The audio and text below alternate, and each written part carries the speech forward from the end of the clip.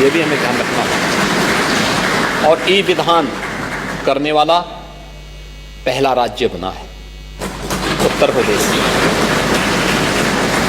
आपने विधानसभा में प्रवेश करते ही आपने देखा होगा कि विधानसभा के अंदर किस रूप में विधानसभा के स्वरूप को एक व्यवस्थित तरीके से पूरा परिचय, कोई भी जाएगा, कोई गाइड की आवश्यकता नहीं, आप जाएंगे एक एक जगह थोड़ा समय निकाल करके एक ओर से घूमते हुए जाएंगे, देखते जाएंगे, आपकी समझ में आएगा कि वास्तव में कैसी हमारी संवैधानिक संस्थाएं कैसी होनी चाहिए, उसका स्वरूप कैसे होना चाहिए। आपको कहीं भी पान खा के नहीं थूका हुआ मिला होगा, गंदगी नहीं मिली होगी। आपने देखा होगा एक दिन यहां पे एक किसी सुपर महानुभाव ने कहीं पान खा के थूक लिया था, कैमरे में कैच हो गया। तो विधानसभा के अध्यक्ष जी ने उनको अपने चैम्बर में बुला करके कहा कि आप साफ करेंगे या फिर हमें विधानसभा के फ्लोर में बात रखनी पड़ेगी। उन्होंने कहा कि मैं चुपचाप साफ करूंगा। तो ये नौबत नहीं आनी चाहिए। वैसे भी सार्वजनिक स्थानों पर थूकना, गंदगी करना, अपने घर के किसी कूड़े को फेंकना, प्लास्टिक का इस्तेमाल करके उसको फेंक देना, ये जानते हुए कि सिंगल यूज प्लास्टिक पे बैन है, ये चीजें क्या दिखाती हैं?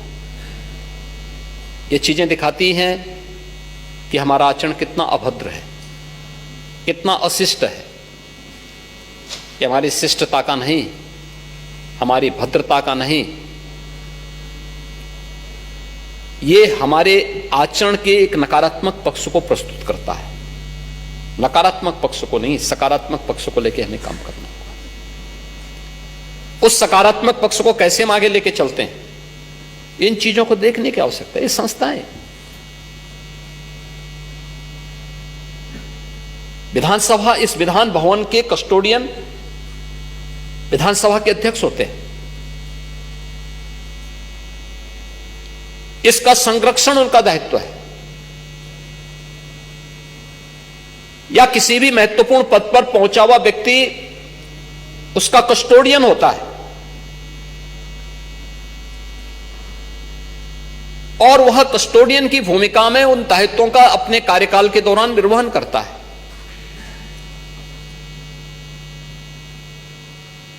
वो मालिक नहीं होता। हम लोग प्रदेश में हैं मालिक की भूमिका में नहीं, एक सरबराहकार की भूमिका में, एक कस्टोडियन की भूमिका में, एक ट्रस्टी की भूमिका में। हमारा दायित्व ईमानदारी पूर्वक अपने कर्तव्यों का निर्वहन करने का है। ये तो हर व्यक्ति जानता है, आप भी जानते हैं, हम भी जानते हैं और पूरा समाज जानता है।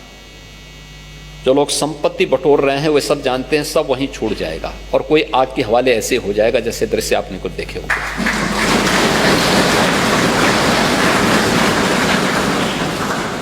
लेकिन हमारा राष्ट्रीय दायित्व भी तो कुछ है, याद रखना। इस राष्ट्र की एकता, अखंडता और संप्रभुता के साथ ही हम सबकी भी सुरक्षा जुड़ी हुई है। इस राष्ट्र की एकता को बनाए रखने का दायित्व भी तो हम सबका होना चाहिए। सामाजिक भेदभाव न हो, विभेद न हो, इस सभी की सामूहिक जिम्मेदारी बनती है। राष्ट्रीय अखंडता को कोई चुनौती न देने पाए, यह हर नागरिक का दायित्व बनता है। उस राष्ट्र की किसी भी जाति, मत, मजहब, क्षेत्र, भाषा का कोई व्यक्ति क्यों ना हो, यह प्रत्येक का दायित्व बनता है कि देश मेरे लिए पहले सर्वोपरि है। मेरी जाति, मेरा मत, मेरा मजहब, मेरा क्षेत्र, मेरी भाषा बाद में, पहले देश। जब इस भाव के साथ हम कार्य करते हैं तब राष्ट्र विकसित होने की प्रक्रिया को तेजी के साथ आगे बढ़ाता है और उसमें अपने कर्तव्यों के निर्वहन के साथ हर व्यक्ति और वो प्रवृत्ति हमें वो करनी पड़ेगी। हम अक्सर देखते हैं कि सरकारी नौकरी जब तक नहीं मिलती व्यक्ति खूब पापड़ बेलता है, लेकिन जैसे मिली उसके बाद वो मान लेता है कि जैसे कि अब तो उसका काम समाप्त नहीं, उसके कार्य की शुरुआत होनी चाहिए था और वो अपना अच्छा कुछ करके दिखा दे, अच्छा करके दिखाए। और यह जिस दिन इस प्रकार के भाव के साथ हर उत्तर प्रदेश वासी और हर भारतवासी काम करना प्रारंभ करेगा, परिणाम देगा। हम लोगों ने पिछले 8 वर्ष में यही काम किया है। प्रधानमंत्री मोदी जी की प्रेरणा से यही काम हम लोगों ने किया है, अलग से नहीं। कोई ऐसा हमने नहीं कर दिया कि कहीं से अतिरिक्त ऐसा हम नहीं ला दिए। हमने केवल पब्लिक को प्रेरित किया, समाज के हर एक तबके को इस बात के लिए प्रेरित किया कि भाई देखो, हमारी भी तो इस प्रदेश के प्रति कोई जिम्मेदारी है, प्रदेश हमें पहचान दे रहा है, हमें भी इसके प्रति कोई जिम्मेदारी है, कोई जवाबदेही है। उस जिम्मेदारी और जवाबदेही में बेहतर समन्वय करते हुए हम आगे बढ़े, परिणाम हमारे सामने है। यह प्रदेश 17 के पहले बीमारू राज्य था, आज बीमारू नहीं, देश की अग्रणी अर्थव्यवस्था के रूप में अपने आप को स्थापित किया। इस प्रदेश में 2017 के पहले किसान आत्महत्या करता था, आज किसान खुशहाल है। 2017 के पहले बड़े पैमाने पे भूख से मौतें होती थी, आज भूख से मौतें नहीं बल्कि 15 करोड़ लोग पिछले 5 वर्ष से फ्री में राशन की सुविधा का लाभ प्राप्त कर रहे हैं। टेक्नोलॉजी का बेहतर उपयोग हुआ है। ई पॉस मशीन से हम लोग लखनऊ में बैठ करके स्क्रीन के माध्यम से सभी 80,000 फेयर प्राइस शॉप की मॉनिटरिंग कर सकते हैं। यह है टेक्नोलॉजी की ताकत। हमने इस्तेमाल क्यों नहीं किया पहले, क्यों नहीं किया? ये वही प्रदेश थे जिसके युवाओं को अपनी पहचान छुपानी पड़ती थी, आज पहचान नहीं छुपानी पड़ती है। वो कहीं जाता है सीना चौड़ा करके बोलता है साहब हम यूपी के।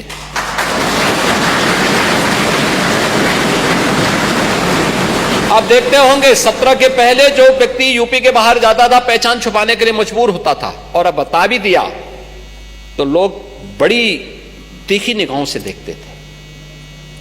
आज आप जब जाएंगे बोलेंगे मैं उत्तर प्रदेश का निवासी हूं, तो लोगों के चेहरे पर एक चमक होती है। उत्तर प्रदेश का नाम सुनते एक चमक होती है। यह है पहचान। इस पहचान को यूपी आज के दिन पर रेवेन्यू सरप्लस स्टेट है, हमारे पास पर्याप्त मात्रा में धन है। आज उत्तर प्रदेश की प्रति व्यक्ति आय को हम दोगुने से अधिक करने में सफल हुए हैं इन 8 वर्षों में। याद करिए 1947 से लेकर 2017 तक उत्तर प्रदेश की प्रति व्यक्ति आय 46,000 करोड़ थी एवरेज, और आज यही बढ़कर के 1,10,000 हुई है प्रति व्यक्ति आय। यहां की जो जीएसडीपी थी वह 12,75,000 करोड़ की थी, आज यही बढ़कर के 27.5 लाख करोड़ रुपए से ऊपर की हो गई। ये क्या दिखाती है? यानी 70 वर्षों में इसको जाने में केवल 12.5 यानी 12,75,000 करोड़ की अर्थव्यवस्था उत्तर प्रदेश बन पाई थी, और 7वीं बड़ी अर्थव्यवस्था थी, 7वीं अर्थव्यवस्था देश के अंदर मानी जाती थी। आज यह देश की नंबर 2 की अर्थव्यवस्था बन चुकी है, 27.5 लाख करोड़ की है, और सबसे बड़ी यानी सबसे अधिक ग्रोथ रेट के साथ बढ़ने वाली देश की अर्थव्यवस्था उत्तर प्रदेश आज के दिन पर बना है।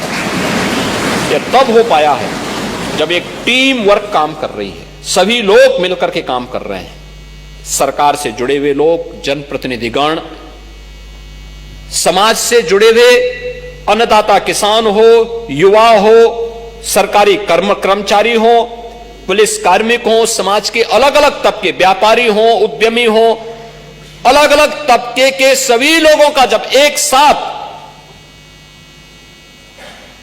समन्वय होता है, सभी लोग एक दिशा में चलने प्रारंभ होते हैं, ये परिणाम सामने आता है।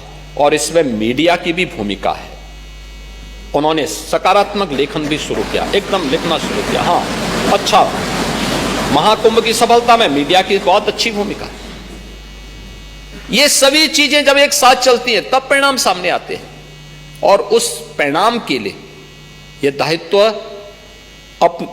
अपने अपने क्षेत्र में नेतृत्व के इस गुण को विकसित करने का दायित्व आपका भी है। आप भी इसके हिस्से हैं, इससे अलग नहीं हो सकते। और युवा संसद उसी भाव के साथ आगे बढ़ रही है।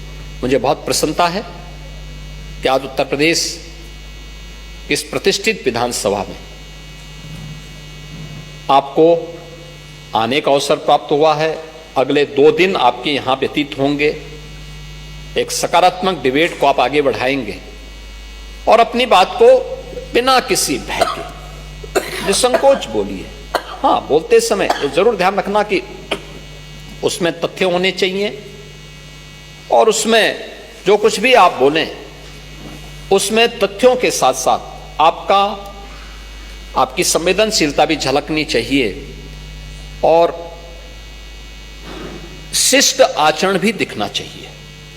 अगर ये सब चीजों को, वही चीज शालीनता के साथ भी बोली जा सकती है और वही चीज अभद्र तरीके से भी बोली जा सकती है। व्यक्ति को तय करना है कि वह किस श्रेणी में खड़ा होना चाहता है। और मुझे लगता है कि इन बातों को आप रख करके इन 2 दिनों के अंदर यहां पे 3 जो सबसे अच्छे यूथ सेलेक्ट होंगे, यानी आप सभी अच्छे हैं, लेकिन उन 3 को सेलेक्ट करना यहां पे जो हमारी टीम बनी हुई है, इनके लिए बहुत बड़ा चैलेंज होगा, बहुत बड़ा चैलेंज होगा। क्योंकि 3 का 240 में से 3 का चयन करना, और वो तो अच्छा है कि आज की विधानसभा हमारी बहुत अच्छी चलती है। नहीं तो 90 के दशक की विधानसभा होती तो पता नहीं क्या हो गया होता है।